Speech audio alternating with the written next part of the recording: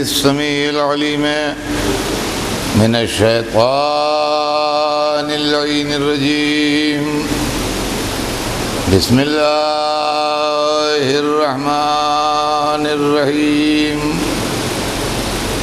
الحمد لله رب العالمين والصلاة والسلام على سيدنا وشفيعنا أبي القاسم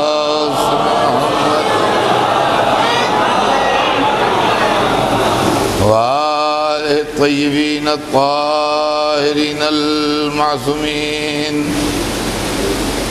ولعنة الله على أعدائهم أجمعين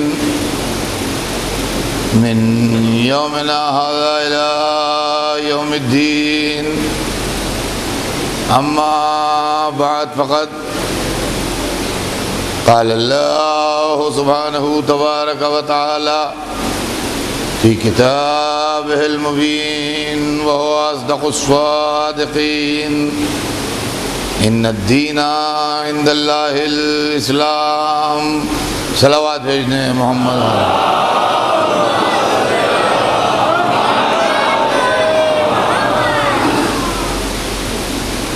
خداوند عالم قرآن مجید میں ارشاد فرما رہا ہے کہ یقیناً دین اللہ کے نزدیک اسلام ہے. عزیزان محترم، یہ اللہ کا فضل ہے اور مولا کا کرم ہے کہ میں آج کی مجلس جو شروع کر رہا ہوں یہ میرے 50ویں عشرے کی پہلی مجلس ہوگی. اس کا مطلب یہ ہے کہ آدھی صدی، ہاف سینچری کمپلیٹ ہو رہی ہے. یہ موقع ہر ایک کو نہیں ملتا. میں اس کے سلسلے میں اللہ کی بارگاہ میں سجدہ ریز ہوں. محمد و آل محمد علیہ السلام کی سرکار میں شکر گزار ہوں، اور پھر آپ سب حضرات کا بھی شکریہ کہ آپ حضرات نے میرے ایسے حقیر، جاہل، معمولی آدمی کو اتنی عزت دی کہ مسلسل 50 سال تک اس کی گفتگو کو سنتے رہے اور کہیں پر یہ ظاہر نہیں ہونے دیا کہ اب آپ اکتا گئے ہیں یا گھبرا گئے ہیں. نعرہ حیدری! جس وقت ہم نے یہ مجلس شروع کی ہے سن 1380 ہجری میں، تو اس وقت یہ حال کچھ بھرتا تھا، کچھ خالی رہتا تھا، کچھ مجمع لان پر بیٹھتا تھا. یہاں سے یہ مجلس کا آغاز ہوا تھا. آج پورے دنیا میں یہ مجلس سنی جاتی ہے. کینیڈا میں یہ لائیو ٹیلی کاسٹ ہوتی ہے. امریکہ میں لوگ اس کو سنتے ہیں، یورپ میں سنتے ہیں، گلف میں سنتے ہیں، اور سب کانٹیننٹ میں ہر جگہ جہاں جہاں محبان حسین آباد ہیں وہاں وہاں یہ مجلس سنی جاتی ہے. تو پڑھنے والوں کو بھی اس بات کا احساس ہوتا ہے کہ جب پیغام کا پھیلاؤ بڑھ رہا ہے تو بات بھی کچھ ایسی کہی جائے کہ جو نوجوانوں کے لیے کوئی نہ کوئی اس میں میسج ہو اور کوئی نہ کوئی اس میں سبق ہو.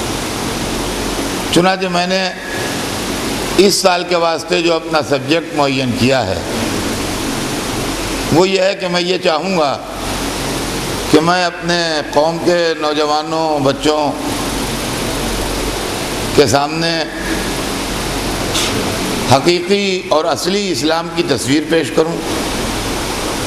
اس لیے کہ اسلام اس وقت مشکل میں ہے اور اسلام کی تصویر کو بگاڑنے کی بہت سی کوششیں ہو رہی ہیں.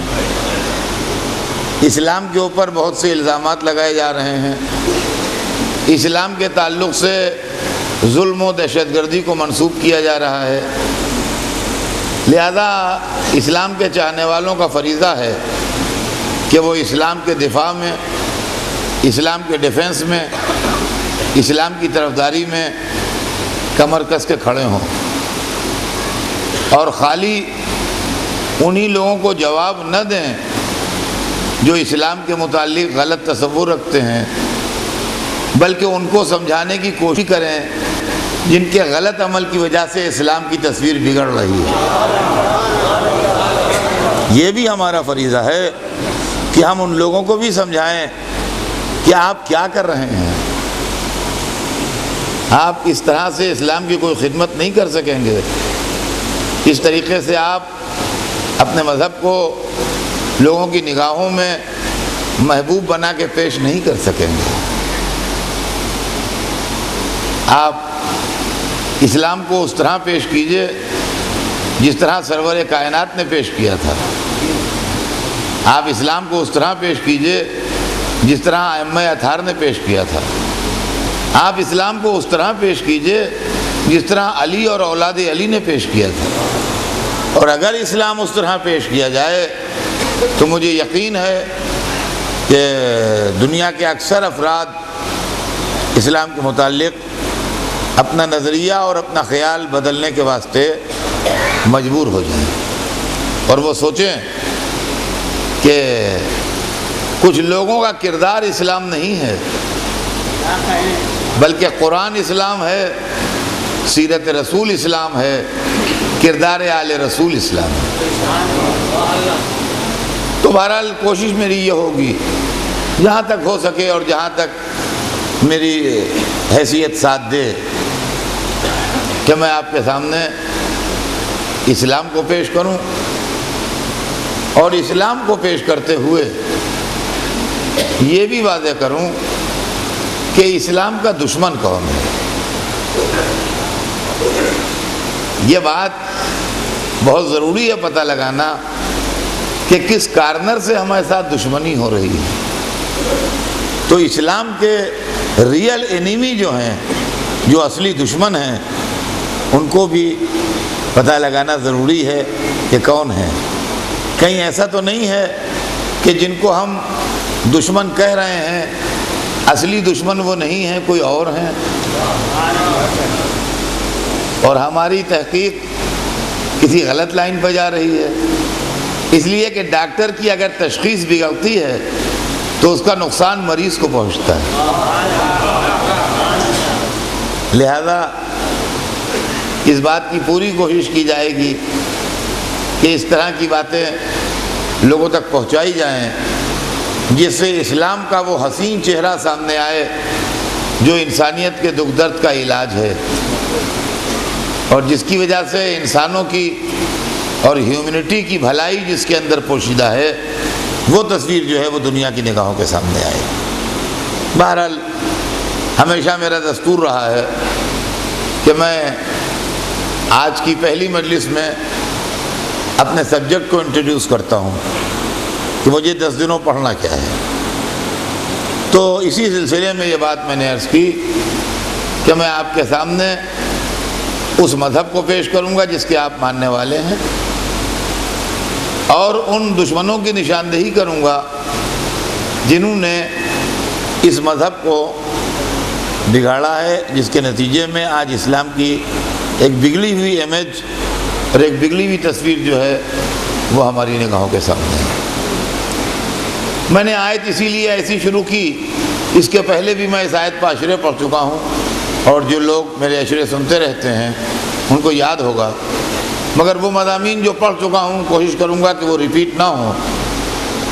اللہ قرآن مجید میں ارشاد فرما رہا ہے کہ یقیناً دین اللہ کے نزدیک اسلام ہے۔ میں چاہوں گا کہ آج پہلی مجلس میں لفظ دین کی تھوڑی تشریح ہو جائے کہ واٹ از دین، دین کیا ہے۔ عربی لفظ ہے دین، دین کسے کہتے ہیں، دین کیا ہے، دین کیوں ہے، دین کا مطلب کیا ہے۔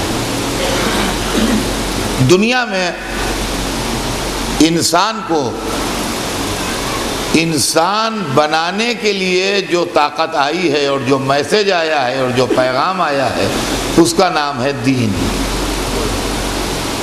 میں ڈکشنری کی مدد سے دین کے معنی نہیں بتا رہا ہوں، میں جو مقصد ہے اور جو سینس ہے وہ آپ کے سامنے پیش کر رہا ہوں کہ دین وہ شے ہے جو اس دنیا میں بسنے والے انسانوں کو انسان بنائے، اس کا نام ہے دین۔ دین بھیجنے والا وہی ہے جو انسانوں کا بنانے والا ہے۔ جس نے انسان بنائے ہیں اسی نے دین بنایا ہے۔ انسان بنائے ہیں کہ ان کے ذریعے سے اچھائی ہو، ان کے ذریعے سے دنیا میں پھول برسیں، یہ آگ نہ لگاتے پھریں، ان کے ذریعے امن و امان ڈیولپ ہو، یہ فساد نہ پھیلاتے پھریں، اس لیے انسان بنائے گئے ہیں۔ اور انسان کو انسان باقی رکھنے کے لیے اور انسان کی انسانیت کو ڈیولپ کرنے کے لیے دین بھیجا گیا ہے۔ فرمایا ہم نے انسان کی انسانیت کو ڈیولپ کرنے کے لیے دین بھیجا گیا ہے۔ اب انسان اور دین کا رشتہ کیا ہے؟ آج کی مجلس میں یہی موضوع ہے کہ انسان اور دین کا رشتہ کیا ہے۔ انسان کو کریٹ کرنے والا اور بنانے والا بھی اللہ ہے اور دین کا بھیجنے والا بھی اللہ ہے۔ دین بھی اللہ نے بھیجا اور انسان کو بھی اللہ نے بنایا۔ انسان کیا ہے؟ انسان اس کائنات کا دھڑکتا دل ہے۔ انسان اس غلام دنیا کا اکیلا آزاد شہزادہ ہے۔ انسان اس کائنات کا حاصل ہے۔ انسان اس دنیا کا آبجیکٹ ہے۔ جتنے مذہب آئے وہ انسان کے لیے، جتنے رہبر آئے وہ انسان کے لیے، جتنے پیغمبر آئے وہ انسان کے لیے، جتنے رشی منی آئے وہ انسان کے لیے، جتنے دیوی دیوتا آئے وہ انسان کے لیے، جتنی آسمانی کتابیں آئیں وہ انسان کے لیے، جتنا کوشش ہوئی سب انسان کے لیے، اس لیے کہ خطرہ کسی اور سے نہیں ہے، خطرہ صرف انسان سے ہے۔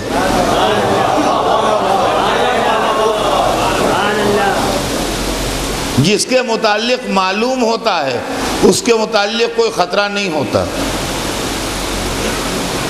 آپ سمجھدار ہیں، آپ اس سے بچیے۔ اگر آپ بچنے کا راستہ نکال لیں گے تو خطرہ کچھ نہیں ہے۔ سانپ زہریلا جانور ہے معلوم ہے، مگر یہ بھی دنیا کو معلوم ہے کہ سانپ کاٹ لیتا ہے تو آدمی مر جاتا ہے، تو آدمی اپنے کو بچاتا ہے۔ شیر درندہ ہے، پھاڑ کھاتا ہے، آدمی کو مار ڈالتا ہے، تو آدمی کو اچھی طرح معلوم ہے کہ شیر جو ہے وہ اگر جنگل انگل میں کہیں مل جائے اور اس کا موڈ خراب ہو تو وہ کھا پی کے ہم کو ختم کر دے گا۔ لہذا آدمی اپنے کو شیر سے بچاتا ہے کہ بھائی اس سے اپنی جان بچائے۔ تو اگر آدمی کو معلوم ہے کہ سانپ زہریلا ہے تو اس کو نقصان کم ہوگا معلوم ہونے کے بعد۔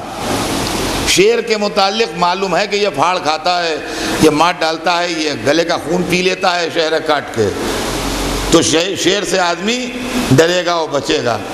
جس کے متعلق کچھ نہ معلوم ہو کہ یہ سانپ ہے کہ مور ہے،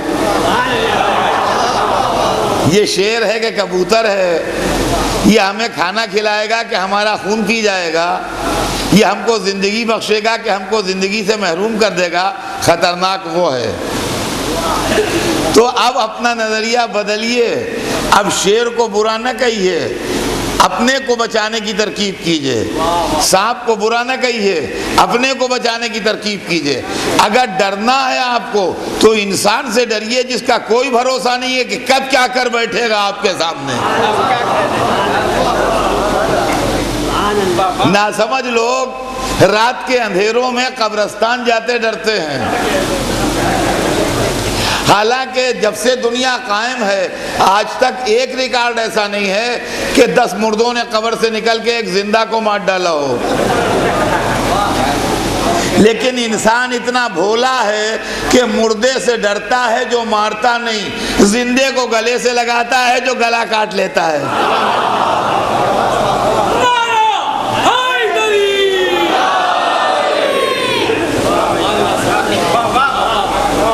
تو عزیزان گرامی، کوئی مذہب آج تک مجھے آپ بتا دیجئے، آپ سب پڑھے لکھے لوگ ہیں، کہ کسی مذہب نے آن کے یہ کہا ہو کہ ہم جانوروں کے لیے آئے ہیں ٹھیک کریں گے انہیں، کسی نبی نے آن کے یہ کہا ہو کہ ہم درختوں کے لیے آئے ہیں ان کا حساب کتاب ٹھیک کریں گے، کسی پیغمبر نے کہا ہو کہ ہم چاند ستاروں کے لیے آئے ہیں، ہم دریاؤں کی ہدایت کے لیے آئے ہیں، ہم پہاڑوں کو ٹھیک کرنے آئے ہیں، کسی نے نہیں کہا۔ جو آئے سب انسان کے لیے آئے، جو آئے سب اسی کو ٹھیک کرنے آئے، جو آئے سب اسی کو بنانے آئے۔ تو اللہ جس نے اس انسان کو بنایا ہے، یہ انسان دنیا کی سب سے سافسٹیکیٹڈ، سب سے پیچیدہ، سب سے دشوار اور سب سے مشکل مشین کا نام ہے۔ ابھی میڈیکل سائنس اتنی آگے بڑھ چکی، علم اتنا ترقی کر چکا، لیکن اس انسان کے جسم میں کیا کیا ہے، ابھی آپ کسی بڑے سے بڑے ڈاکٹر سے پوچھ لیجئے اور انسان کی فزکس کو جو جانتے ہیں ان سے پوچھ لیجئے، وہ سب کہیں گے کہ ابھی ہم فائنل منزل تک نہیں پہنچے ہیں۔ ہر روز ایک نئی دریافت ہوتی ہے، ہر روز ایک نیا علم کا دروازہ کھلتا ہے، ہر روز ایک نیا چیپٹر کھلتا ہے۔ جینس کے معاملے ہیں تو وہ نئے نئے سامنے آ رہے ہیں، فلاں معاملے ہیں تو نئے نئے روز معاملے سامنے آ رہے ہیں، میڈیکل سائنس ہے تو وہ روز ڈیولپ ہو رہی ہے۔ معلوم ہوا کہ یہ انسان جو ایک چھوٹا سا چلتا پھرتا مجسمہ ہے، اس کے اندر کتنی کاریگریاں چھپی ہیں، ابھی تک خود انسان کو نہیں معلوم کہ وہ کیا ہے۔ اب اس انسان کو انسان کون بنائے گا؟ اس انسان کو انسان وہ بنائے گا جو آج سے 1400 برس پہلے اپنی محفل میں بیٹھ کے انسان کو ایڈریس کر کے کہہ رہا تھا کہ اتظمو انکا جرم صغیر وفیکن توالم الاکبر۔ اے انسان، کیا تو یہ سمجھتا ہے کہ ایک چھوٹا سا مجسمہ ہے؟ ارے تیرے اندر عالم اکبر پوشیدہ ہے۔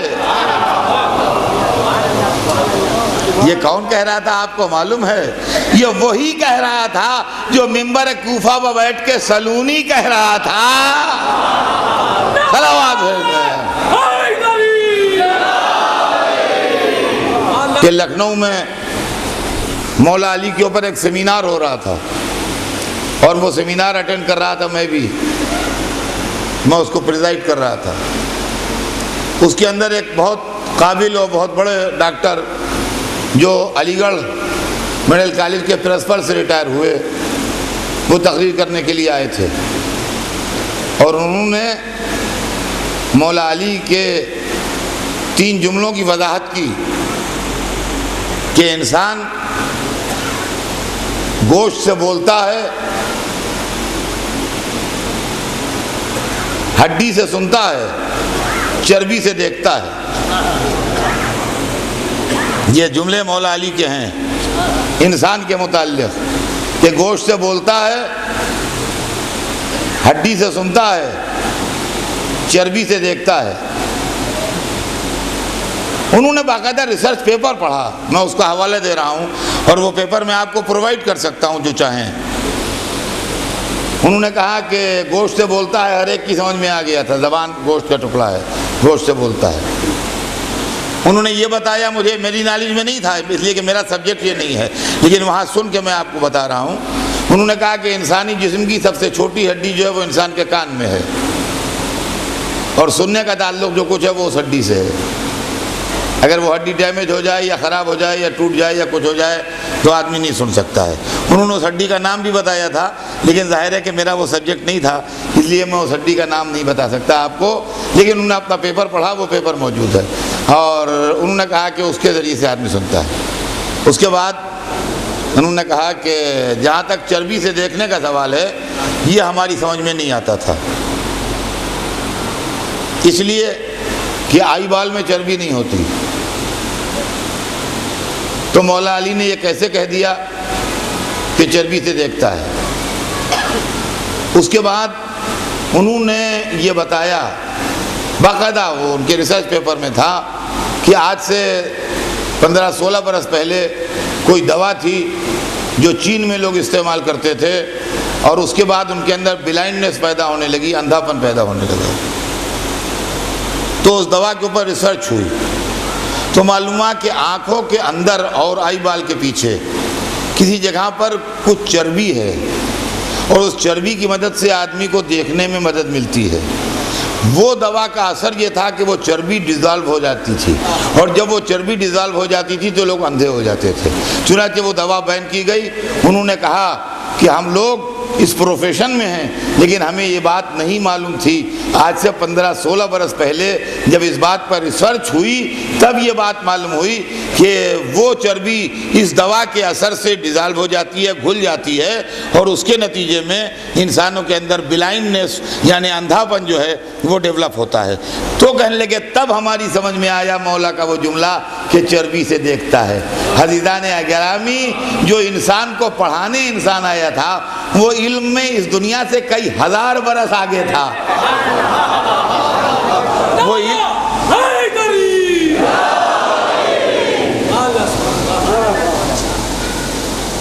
وہ اس دنیا کے علوم کے حساب سے انسانی علوم سے کئی ہزار برس آگے تھا۔ لہذا بہتری باتیں ایسی ہیں جو ابھی انسان سمجھا ہے، بہتری باتیں ایسی ہیں جو انسان نہیں سمجھا ہے۔ میں خالی ریفرنس کے لیے عرض کر دوں کہ ان ڈاکٹر کا نام ڈاکٹر مہدی حسین ہے، اور وہ علی گڑھ مسلم یونیورسٹی کا جو میڈیکل کالج ہے، جواہر لال نہرو میڈیکل کالج، اس کے پرنسپل تھے وہ، اور اس پرنسپل کی پوسٹ سے وہ ریٹائر ہوئے ہیں اور لکھنؤ میں رہتے ہیں۔ اس میرے گفتگو کی تصدیق اگر کوئی کرنا چاہے تو ڈاکٹر مہدی حسین کا ایڈریس میں دے سکتا ہوں، آپ ان کے ذریعے سے اس کی تصدیق کر سکتے ہیں، اور وہ جو پیپر انہوں نے پڑھا وہ پیپر منگا کے آپ خود اس کو دیکھ سکتے ہیں۔ تو میرے عرض کرنے کا مقصد یہ ہے کہ اس دنیا کی سب سے پیچیدہ اور سب سے سافسٹیکیٹڈ مشین انسان ہے، اور خالی یہی نہیں بلکہ ہر مشین کی ماں ہے۔ ماں کا کیا مطلب ہے؟ بھائی ماں ہی سے تو اولاد ہوتی ہے۔ ماں کا مطلب یہ ہے کہ اولاد کو جنم دینے والی ماں ہی تو ہوتی ہے، جس سے اولاد کا سلسلہ ہوتا ہے۔ دنیا میں جتنی مشینیں بنی ہیں آج، چاہے وہ چاند پر جانے والی مشین ہو، چاہے وہ مریخ پر ہمارا پیغام لے جانے والی مشین ہو، چاہے پیچیدہ سے پیچیدہ کمپیوٹر ہوں، چاہے بڑی سے بڑی مشینیں ہوں، چاہے چھوٹی سے چھوٹی مشینیں ہوں، ہارٹ تک رنگ پہنچا دینے والی ننھی سی مشین اور کیمرہ ہو، یا لاکھوں ٹن وزن کھینچنے والی بڑی سے بڑا انجن ہو یا کوئی مشین ہو، ہر مشین اس انسان نے بنائی ہے۔ تو جتنی مشینیں ہیں دنیا میں وہ سب بیٹے ہیں، اور انسان جو ہے وہ ان مشینوں کی ماں ہے۔ تو انسان جو ہے وہ ساری مشینوں کی اور سارے سائنس اور ٹیکنالوجی کی ماں ہے انسان، کہ جس نے سب کچھ بنایا ہے۔ تو دنیا میں چھوٹی سے چھوٹی مشین جب آپ خریدیں گے، یہ ویڈیو کیمرے ہیں، ٹیپ ریکارڈر ہیں، کیمرے ہیں فوٹو کھینچنے کے، گھریلو یوز کی چیزیں ہیں، مائکرو ویو ہے، فریج ہے، ٹی وی ہے، روزمرہ کی ڈیلی یوز کی چیزیں جو گھروں میں استعمال ہوتی ہیں۔ تو جب آپ بازار جائیے گا اور آپ وہ خریدیے گا مشین، تو مشین کے ساتھ کمپنی ایک بکلیٹ بھی دیتی ہے۔ یہ جتنے ویڈیو لگے ہوئے ہیں یا یہ کیمرے جن نے خریدے ہوں گے سب کو بکلیٹ ملی ہوگی اس کا طریقہ استعمال بتانے کے لیے۔ تو جو کمپنی مشین بناتی ہے وہ بکلیٹ بھی بنا کے دیتی ہے کہ ہاؤ ٹو یوز، کیسے استعمال ہو یہ مشین۔ لہذا اللہ نے جس کو انسان کی مشین کو بنایا تو دین کے نام کی بکلیٹ بھی ساتھ کر دی۔ صلوات بھیج دیں محمد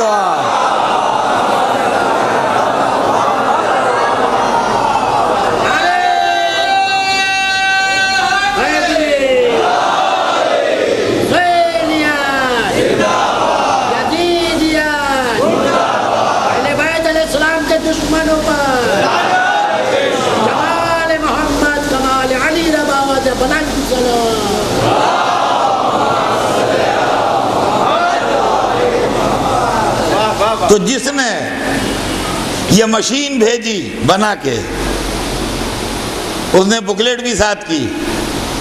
مشین کا نام انسان ہے، بکلیٹ کا نام دین ہے. بکلیٹ آپ کو یہ بتاتی ہے کہ آپ اس کو کیسے آپریٹ کیجئے، کیسے چلائیے، کس طریقے سے یہ بہت دنوں تک آپ کو فائدہ پہنچائے گی، کون سا کام ایسا ہے جس کے کرنے سے اس کو نقصان پہنچ جائے گا. اب ہندوستان کے اندر 220 چلتا ہے وولٹ، تو یہاں کی مشینیں جو ہیں وہ 220 پہ چلتی ہیں. امریکہ میں 110 ہے، تو وہاں کی مشینیں جو ہیں وہ 110 پہ چلتی ہیں. اب اگر وہاں کی مشین یہاں یا یہاں کی مشین وہاں لگانا ہوتی ہے تو اس کے ساتھ میں ایک چھوٹی سی مشین اور آتی ہے، ایک کنورٹر آتا ہے جو پاور کو اس حساب سے کنورٹ کر دیتا ہے. ورنہ یوں ہی اگر لگا دیجئے آپ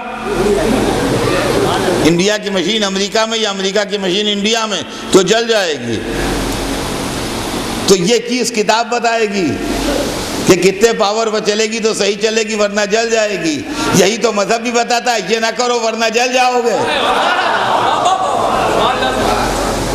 اچھا بھائی لے آئے اطلاع.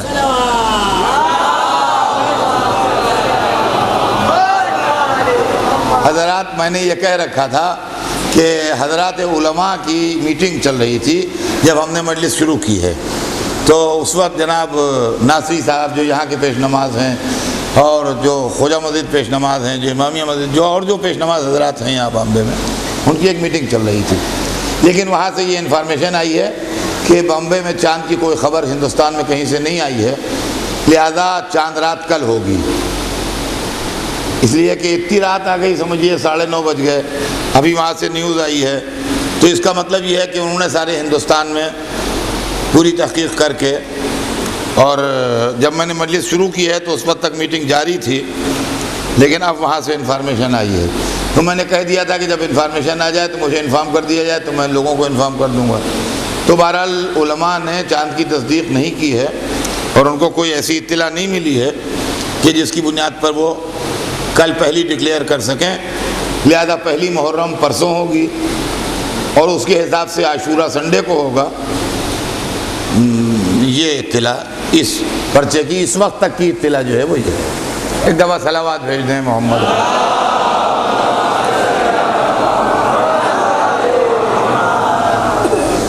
تو عزیزان گرامی، یہ جو کتاب ہے یہ بتاتی ہے کہ کیسے استعمال ہو. اب میں ایک چھوٹی سی مثال بچوں کو سمجھانے کے لیے کہ ہمیں ایک ویڈیو کیمرہ خریدنا تھا، تو ان کا صاحب دیکھیے ایسا ہے کہ ہم نے فلپس کا خریدا تھا، وہ بہت عمدہ ہے، آپ بھی فلپس کا لائیے گا اطہر صاحب.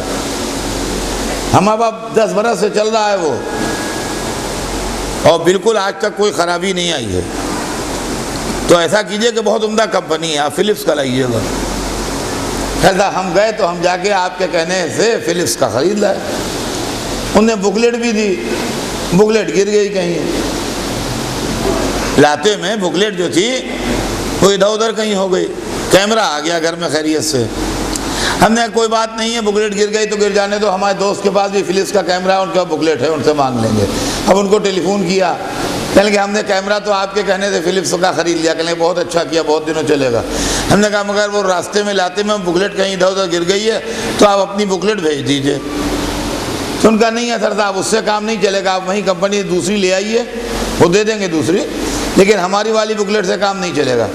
ان کا کیوں بھائی، وہی کمپنی ہے جو آپ کی کمپنی ہے، وہی ہماری کمپنی ہے.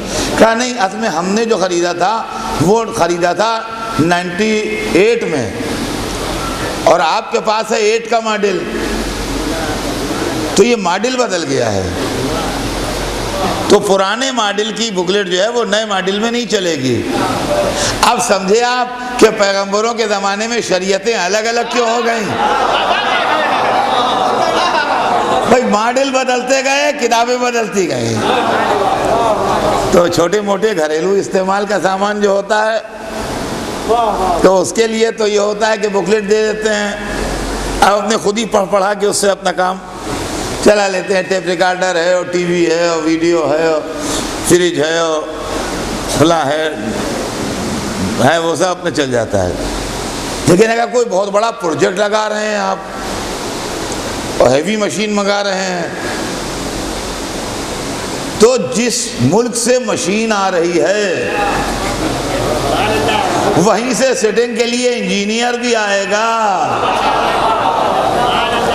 توجہ چاہتا ہوں عزیزان گرامی، جس ملک سے مشین آ رہی ہے، اب اگر آپ نے امریکہ سے مشین منگائی ہے تو انجینئرز بھی امریکن آئیں گے، اگر برٹن سے مشین منگائی ہے تو انجینئر بھی سیٹ کرنے کے لیے وہی بھیجیں گے، اور اگر فرانس سے آ رہی ہے آپ کی مشین تو انجینئر بھی فرانس سے آئے گا، اور اگر جرمنی سے آ رہی ہے مشین تو انجینئر بھی جرمنی سے آئے گا۔ اب اگر یہ ضد پکڑ لیں آپ کہ مشین تو منگا لیں گے انجینئر یہیں کے، صلوات بھیجتے ہیں محمد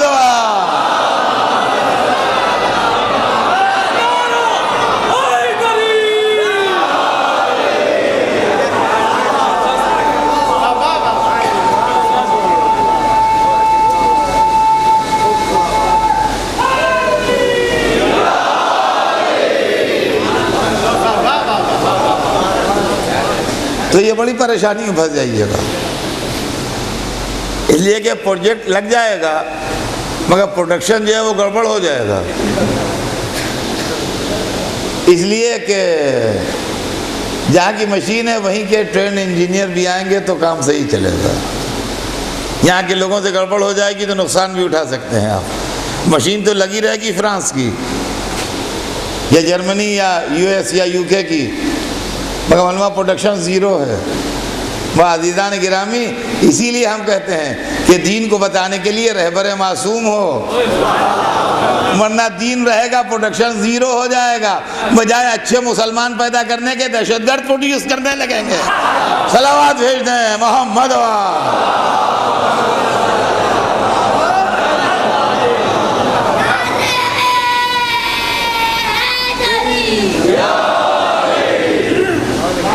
تو عزیزان گرامی، جو کچھ ہے وہ انسان کے واسطے، دین جو ہے وہ انسان کو انسان بنانے کے لیے ہے۔ اس کی وجہ یہ ہے کہ بے شک یہ بڑا ذہین مخلوق ہے جس کا نام انسان ہے، اس کے علم میں اور دوسرے مخلوقات کے علم میں فرق یہ ہے کہ ان کو جتنا علم فطرت نے، قدرت نے، اللہ نے دے دیا ہے، نہ وہ گھٹتا ہے نہ بڑھتا ہے۔ جانوروں کے پاس بھی کچھ معلومات ہیں، وہ اپنا رزق تلاش کرتے ہیں، وہ اپنے بچوں کی پرورش کرتے ہیں، بعض پرندے بڑے خوبصورت اپنے گھونسلے بناتے ہیں، ان کے پاس بھی کچھ نالج ہے، مگر جو چڑیا جیسا خوبصورت گھونسلہ آج سے 1000 برس پہلے بنا رہی تھی ویسے ہی آج بھی بنا رہی ہے، اور ویسے ہی 1000 برس بعد بھی بنائے گی۔ اس کے علم میں امپرومنٹ نہیں ہے، اس کے علم میں کوئی اضافہ نہیں ہے کہ وہ ڈیزائن بدل دے، عنوان بدل دے، ماڈل بدل دے، یہ چیز نہیں ہے۔ لیکن انسان آج سے 1000 برس پہلے جیسے گھر بنا رہا تھا ویسے گھر نہیں بنا رہا ہے، اس کے علم میں ڈیولپمنٹ ہے۔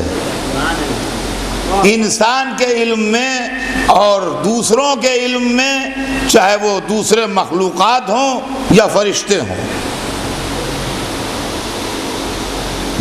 ہوں ان کے علم میں امپرومنٹ نہیں ہے۔ لا علم لنا الا ما علمتنا، ہمارے پاس بس اتنا علم ہے جتنا تو نے بتا دیا، جتنا تو نے بتا دیا اس کے آگے ہمارے پاس علم نہیں ہے۔ یہ فرشتوں کا جواب تھا اس وقت جب حضرت آدم بنائے گئے ہیں۔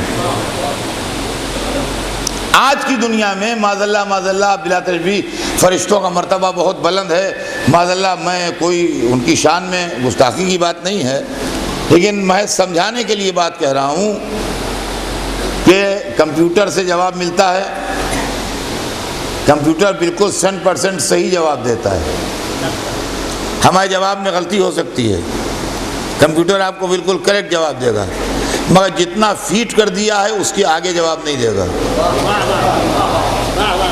جتنا آپ نے فیٹ کیا ہے کمپیوٹر میں، کمپیوٹر اتنی ہی نالج آپ کو واپس کرے گا، جتنا آپ نے فیٹ کیا ہے اس سے بڑھا کے نالج آپ کو نہیں واپس کرے گا۔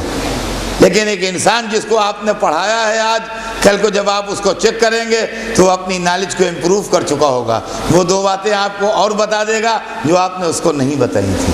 تو بات سے بات پیدا کرنا اور علم سے علم کو آگے بڑھانا، چراغ سے چراغ جلانا، یہ انسان کا کام ہے۔ انسان کے علم نے انسان کو طاقتور بنایا، انسان کے علم نے انسان کو فائدہ بخش بنایا، انسان کے علم نے انسان کے واسطے آسانیاں فراہم کی۔ علم ایک ایسی شے ہے کہ جو آپ کی خدمت اس طرح کر رہا ہے کہ آپ کو اندازہ نہیں ہے کہ یہ کون سا خادم ہے آپ کا کہ جو آپ کی خدمت کر رہا ہے۔ ہم بمبئی آتے تھے، آج سے 50 برس پہلے کی بات ہے، آج سے 40 برس پہلے کی بات ہے۔ یہاں ہماری میز کی ڈراز میں ٹیلی گرام کے فارم رکھے رہتے تھے۔ ہم یہاں سے ایک ٹیلی گرام لکھتے تھے اپنے گھر، ارائیوڈ سیفلی، ریچ سیفلی، مسجد کے آدمی کو دیتے تھے، وہ یہاں سامنے جو پوسٹ آفس ہے، مانڈوی کا پوسٹ آفس، ہاں وہاں سے جا کے وہ ٹیلی گرام کر کے آتے تھے۔ نیکسٹ ڈے وہ ٹیلی گرام ہمارے گھر پہنچتا تھا تو ہمارے ماں باپ شکر خدا کرتے تھے، اطمینان کرتے تھے کہ لڑکا ہمارا خیریت سے پہنچ گیا۔ آج ہمارا پلین نے زمین ٹچ کی اور ہم نے موبائل سے انفارم کر دیا بمبئی پہنچ گئے ہم۔ تو اس علم نے ہم کو کہاں سے کہاں پہنچایا اور ہمارے امکانات کو کہاں سے کہاں تک پہنچا دیا۔ یہ علم آپ کو فائدہ تو پہنچا رہا ہے، لیکن یہ ضروری ہے کہ جس کو فائدہ پہنچ رہا ہو وہ انسان رہے، درندہ نہ بن جائے۔ جس کو فائدہ پہنچ رہا ہے وہ انسان رہے، درندہ نہ بن جائے۔ جو نئی ایجادات ہیں وہ اس لیے استعمال ہوں کہ انسانیت کو فائدہ پہنچے، اس لیے نہ استعمال ہوں کہ انسانیت کو نقصان پہنچے۔ علم کا کام یہ ہے، سائنس کا کام یہ ہے کہ وہ آپ کو طاقتور بنائے گا، لیکن مذہب کا کام یہ ہے کہ طاقتور کی طاقت کو صحیح استعمال کرے گا، غلط استعمال نہ ہونے دے گا۔ اور ہمارے آپ میں یہ مذہب کا کام ہے، اور یہ ریلیجن اور دھرم اور دین کا کام ہے کہ وہ آدمی کی طاقت کو غلط نہ استعمال ہونے دے۔ یعنی موبائل فون جو ہے وہ گھر والوں کو اطمینان پہنچائے تو وہ ٹھیک ہے کہ وہ اضطراب میں نہ رہیں، لیکن اس موبائل فون سے کسی ڈاکہ زنی اور کسی چوری کی اطلاع نہ دی جائے کہیں کہ گھر خالی ہو گیا ہے جا کے ڈاکہ مار دو۔ یہ کام مذہب کا ہے کہ وہ انسان کو انسان بنائے۔ اسی لیے عزیزان گرامی، اسی لیے قرآن مجید نے علم کے ساتھ حکمت کا لفظ استعمال کیا۔ دیکھیے پہلے بچے دین کو پہچانے کہ واٹ از دین، دین کیا ہے، تاکہ ان کے دماغوں میں جو کبھی کبھی خیالات رینگتے ہیں کہ ہماری آزادی کو روکتا ہے اور ہماری فریڈم کے اوپر چیک لگاتا ہے اور یہ ہے وہ ہے، یہ نہیں۔ مذہب کا رول کیا ہے اور نبی آگے کیا کرتا ہے وہ سنیے، وہ قرآن بتائے گا آپ کو۔ قرآن میں ایک جگہ نہیں، بہت سی جگہ کے اوپر یہ آیتیں موجود ہیں، کئی جگہ۔ میں آیت کا ایک ٹکڑا پڑھتا ہوں آپ کے سامنے۔ ابتدائی ٹکڑے اس کے بدلے میں ہیں، الگ الگ سوروں میں الگ الگ طریقے سے ہیں، لیکن جو پیغمبر کی ڈیوٹی قرآن نے بتائی ہے وہ یہ ہے کہ یتلو علیہم آیاتہ ویزکیہم ویعلمہم الکتاب والحکمہ۔ سورہ جمعہ میں بھی ہے یہ آیت، سورہ آل عمران میں بھی ہے یہ آیت، اور بہت سے سوروں میں یہ آیت موجود ہے۔ قرآن میں کئی جگہ اس کا استعمال ہے۔ یتلو علیہم آیاتہ ویزکیہم ویعلمہم الکتاب والحکمہ۔ سورہ جمعہ میں یہ آیت یوں ہے کہ هو الذی بعث فی الامیین رسولا منہم یتلو علیہم آیاتہ ویزکیہم ویعلمہم الکتاب والحکمہ۔ سورہ آل عمران میں یوں ہے کہ لقد من اللہ علی المؤمنین اذ بعث فیہم رسولا من انفسہم یتلو علیہم آیاتہ ویزکیہم ویعلمہم الکتاب والحکمہ. اس کے علاوہ اور بھی بہت سے سوروں میں آیتیں ہیں، لیکن یہ ٹکڑا جو ہے یتلو علیہم آیاتہ ویزکیہم ویعلمہم الکتاب والحکمہ، یہ کامن ہے. تب میں آپ کو یہ سناؤں کہ اس کا سینس کیا ہے اور اس کا مطلب کیا ہے. ایک پیغمبر کی ڈیوٹی، دین لے کے پیغمبر آتا ہے تو پیغمبر کی ڈیوٹی سے آپ کو دین سمجھ میں آئے گا کہ دین کیا ہے. سب سے پہلا کام پیغمبر کا یہ ہے کہ یتلو علیہم آیاتہ، وہ آیات الہی کی تلاوت کرے. یہ آیات الہی کی تلاوت کیا چیز ہے؟ آئیے میں نے مذہب کو سمجھا بھی زندگی سے ہے اور مذہب کو سمجھاتا بھی زندگی سے ہوں. کتابی بحثیں بڑی لمبی ہوتی ہیں اور کتابیں ہر ایک کو اویلیبل نہیں ہوتی ہیں. زندگی ہر ایک گزارتا ہے، لہذا زندگی کا تجربہ ہر ایک کو ہے. جب گرمی کا موسم ہوتا ہے اور سورج چمکتا ہے تیز اور گرمی بڑھتی ہے تو زمینیں خشک ہو جاتی ہیں. اور ہماری طرف یو پی میں یا اور بہت سی جگہوں پر آپ نے دیکھا ہوگا کہ زمینیں چٹک جاتی ہیں گرمی کی وجہ سے. اور دیہات میں، جنگلوں میں ہم نے دیکھا سفر کے دوران کہ زمینوں میں دراریں پڑ جاتی ہیں. ایسے عالم میں اگر آپ کچھ بونا چاہیے تو اگے گا نہیں. آپ اس کے اندر کچھ دانے ڈالیے، بیج ڈالیے تو زمین اتنی گرم ہوتی ہے اور فضا میں اتنی گرمی ہوتی ہے کہ وہ دانے جل جائیں گے زمین کے اندر، وہ اگیں گے نہیں. پھر اس کے بعد اللہ کی قدرت سے موسم بدلنا شروع ہوتا ہے اور جب موسم بدلتا ہے تو بارشیں ہوتی ہیں. جب بارشیں ہوتی ہیں اور زمین پر پانی برستا ہے تو زمین میں نمی پیدا ہوتی ہے، زمین بھیگتی ہے اور بھیگنے کی وجہ سے اس کے اندر اگانے کی طاقت ڈیولپ ہوتی ہے اثر نو. اور اب کسان نکلتا ہے اپنا ہل لے کے اور زمینوں کو تیار کرتا ہے، کھیتی باڑی شروع ہوتی ہے، اس میں دانے ڈالے جاتے ہیں. تو چونکہ زمین میں نمی آ جاتی ہے پانی کے برسنے کی وجہ سے، اور تری پیدا ہو جاتی ہے، لہذا زمین کے اندر یہ طاقت ڈیولپ ہوتی ہے کہ درخت اس کے اندر سے اگنا شروع ہوتے ہیں اور کھیتی باڑی کا کام شروع ہوتا ہے. عزیزان گرامی، جس طرح جنگل کی زمینیں مئی جون کے آفتاب کی تپش میں اپنی اگانے کی صلاحیت کھو بیٹھتی ہیں، اسی طرح دماغوں کی زمینیں جہالت کے آفتاب کی تپش کی وجہ سے کلمہ حق سمجھنے کی طاقت کھو بیٹھتی ہیں. سکتا کہ یہ کیا ہے اور یہ کیا ہے.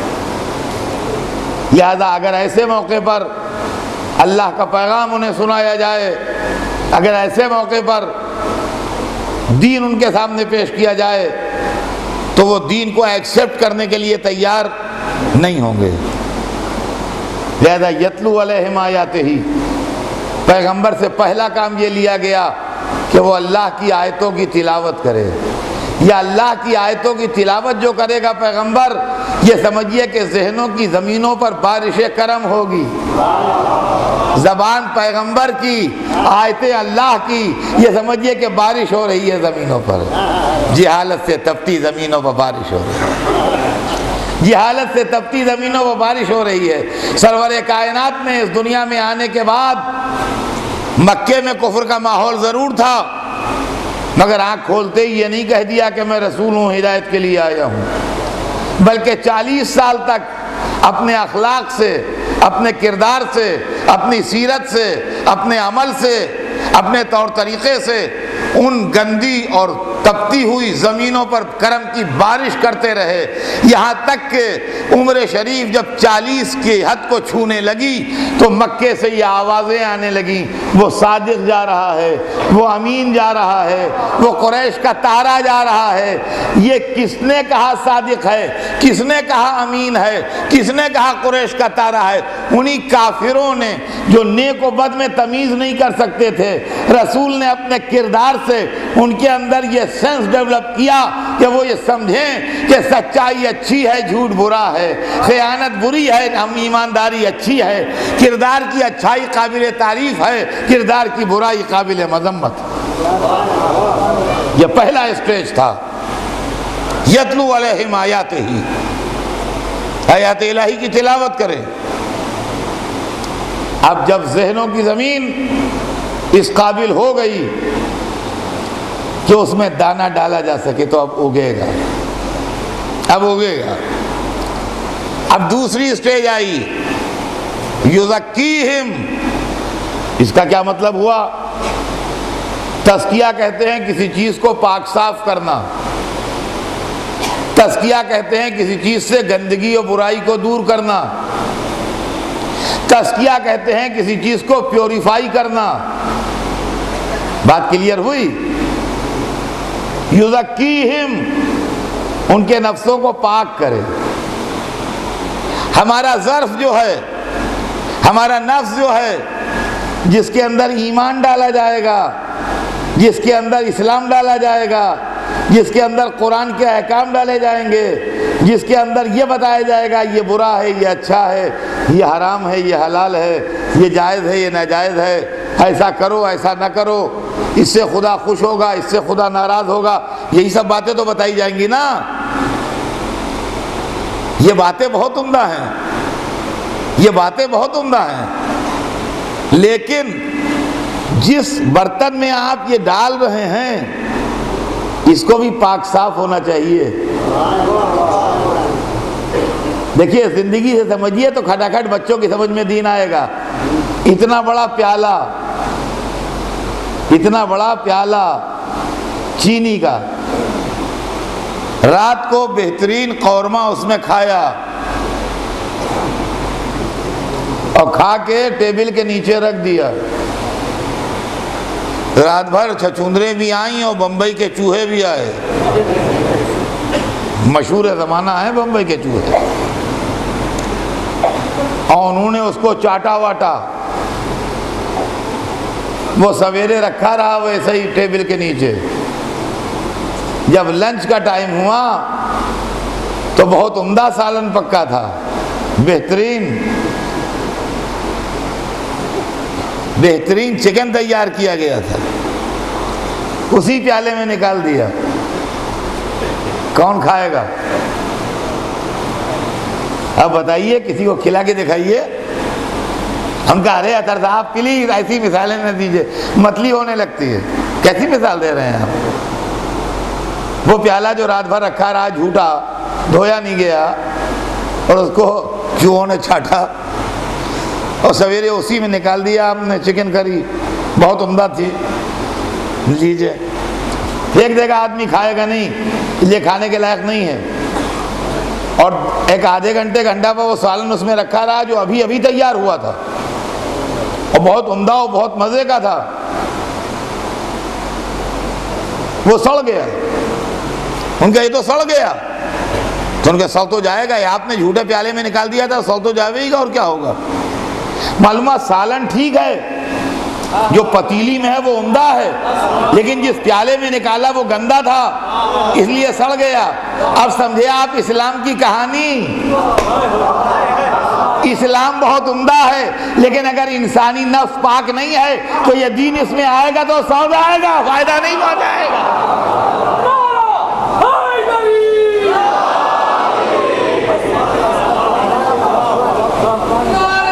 سمجھے آپ؟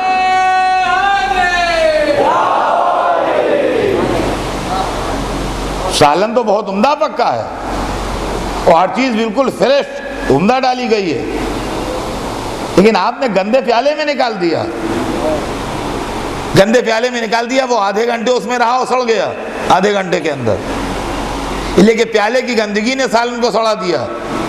سالن خراب نہیں ہے، پیالہ خراب ہے۔ یہی چیز ہمیں دنیا کو سمجھانا ہے، اسلام خراب نہیں ہے، وہ گندے لوگ خراب ہیں جن نے اسلام کو غلط کر دیا ہے۔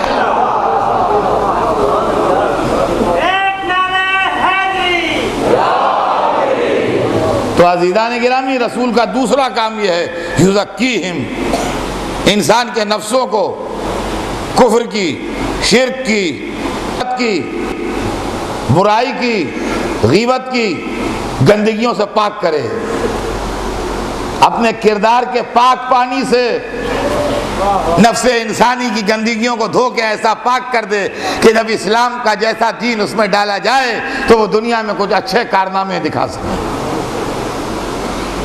یہ عزیزان گرامی دوسرا اسٹیج ہے ہدایت کا اور دین کا۔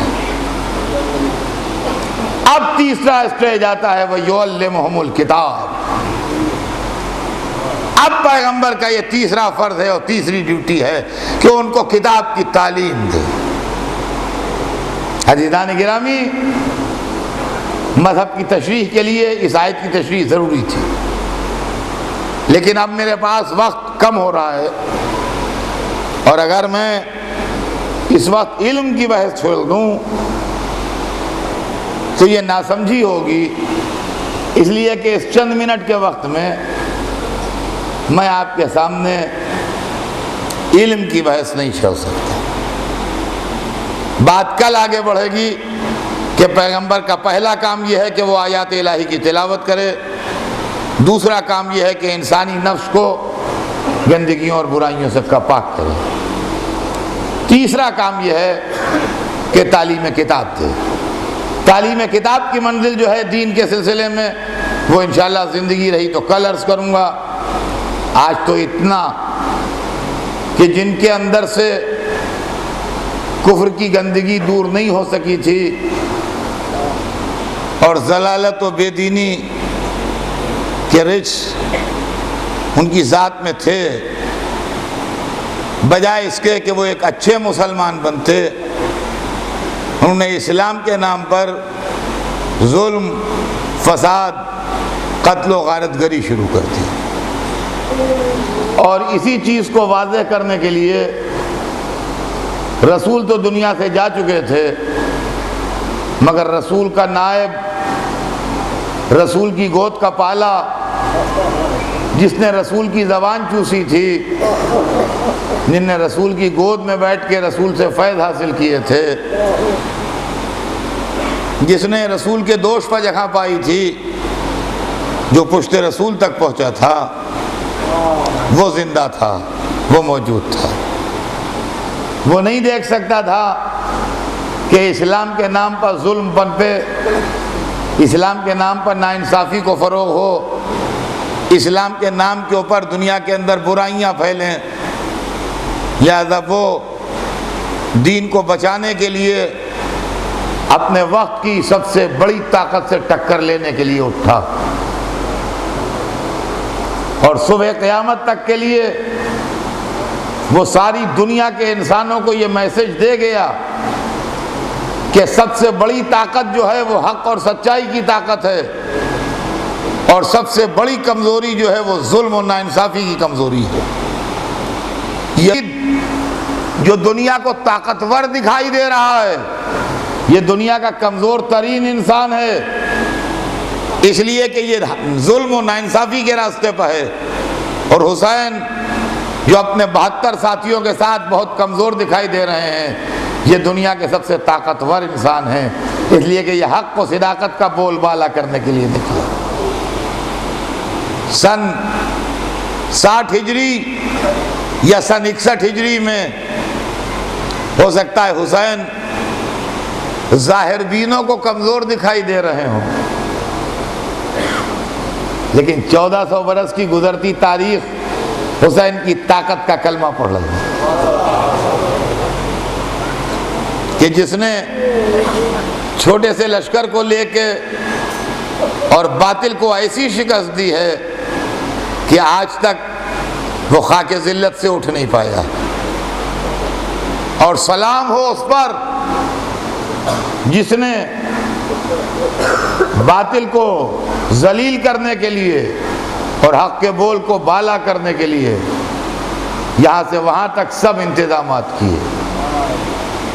حسین اچانک کربلا نہیں پہنچ گئے، جب بیعت کا سوال اٹھا اور جب یہ مسئلہ پیدا ہوا کہ حسین رسول کے نواسے، اسلام کے حقیقی رہبر، دولت و طاقت کی بنیاد پر یزید کو بھی اسلام کا رہبر تسلیم کر لیں اور اس کے ہاتھ پر بیعت کر لیں، تو حسین نے صاف صاف بیعت سے انکار کیا اور کہا میں یزید کی بیعت نہیں کروں گا، یزید کو اسلامی رہبر تسلیم نہیں کروں گا۔ یہ کہہ کے مدینہ چھوڑا اور مکے چلے گئے۔ مکہ جائے امن ہے، مکے میں کوئی کسی کو ستا نہیں سکتا، مکے میں کوئی کسی کو نقصان نہیں پہنچا سکتا، مکہ حرم پروردگار ہے۔ لیکن مکے میں بھی حسین کو سکون نہیں ملا، اس لیے کہ اللہ کے حرم کا وہی تو احترام کرے گا جو اللہ کا احترام کرے گا۔ جس کے دل میں اللہ ہی کا احترام نہ ہو تو حرم الہی کا احترام وہ کیا کرے گا اور کیوں کرے گا؟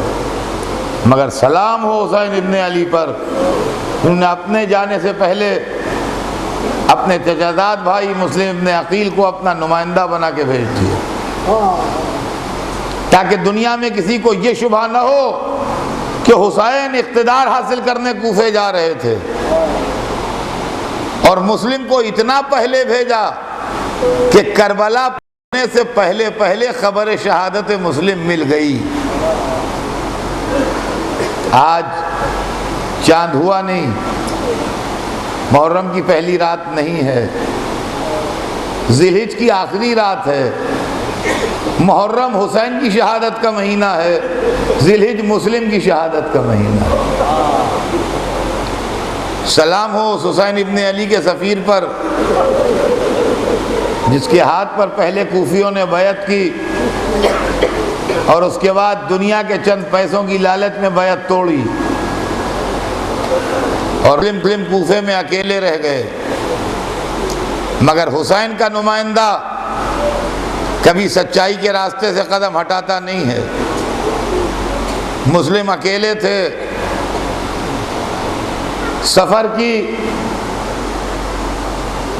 8ویں تاریخ تھی، مسلم کوفے کی گلیوں میں چل رہے تھے، راستے میں دروازے پر ایک عورت بیٹھی تھی جس کا نام طوا تھا، اس سے تھوڑا سا پانی مانگا۔ میں کہوں گا مسلم تمہیں پانی مل گیا، تمہارے 1 مہینے بعد حسین کو کوئی پانی دینے والا نہ ہوگا۔ طوا پہچان گئی، اپنے گھر لے گئی، رات بھر مسلم نے طوا کے گھر میں عبادت کی۔ سویرا ہوا، اس کا بیٹا ابن زیاد سے ملا ہوا تھا، اس نے ابن زیاد کو خبر کی، ابن زیاد نے ایک آدمی کی گرفتاری کے لیے 1500 آدمی بھیجے اور مسلم نے 1500 کے لشکر کو ٹکڑے اڑا دیا، اور کمک بھیجی گئی اور کمک بھیجی گئی، آخر میں دھوکے سے مسلم کو گرفتار کیا گیا اور ایک گڑھے میں گھرایا گیا۔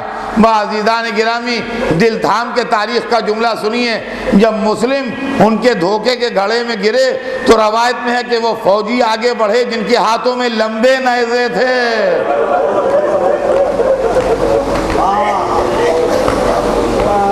اور اس کے بعد زخمی شیر کو لے کے آئے۔ سلام ہو اس پر جس کو وصیت کے لیے بھی کوئی اپنا نہ ملا، کوفے کے دارالامارہ میں سارے دشمن تھے، مسلم کو لے جا کے شہید کیا گیا۔ خبر شہادت حسین مسلم جب حسین کو ملی تو حسین کا قافلہ راستے میں تھا، حسین نے اپنے چاہنے والوں کو بتا دیا کہ مسلم شہید کر دیے گئے، جس کا جہاں دل چاہے چلا جائے، مگر چاہنے والوں نے حسین کا ساتھ نہ چھوڑا۔ اب جب یہاں بات ہو گئی تو خیمے میں آئے، بہن کو بلایا، کہا بہن مسلم کی بیٹی کو لاؤ، مسلم کی بیٹی کو بلایا، سر پر بٹھا کے زانو پر بٹھا کے سر پر ہاتھ پھیرا۔ یہ بچی حسین کی بھانجی تھی، عقیل کی پوتی تھی، علی کی نواسی تھی تو چھوٹی مگر سمجھ گئی، کہا مولا میرے باپ کی خیر تو ہے، آپ تو مجھ پر وہ پیار دے رہے ہیں جو یتیموں کو دیا جاتا ہے۔ میں کہوں گا مولا رقیہ کو جتنا چاہے پیار کیجئے مگر سکینہ کو ہٹا دیجئے گا، اس لیے کہ سکینہ یتیم ہو کے تماچے کھائے گی، تعزیانے کھائے گی، کوئی اسے پیار دینے والا نہ۔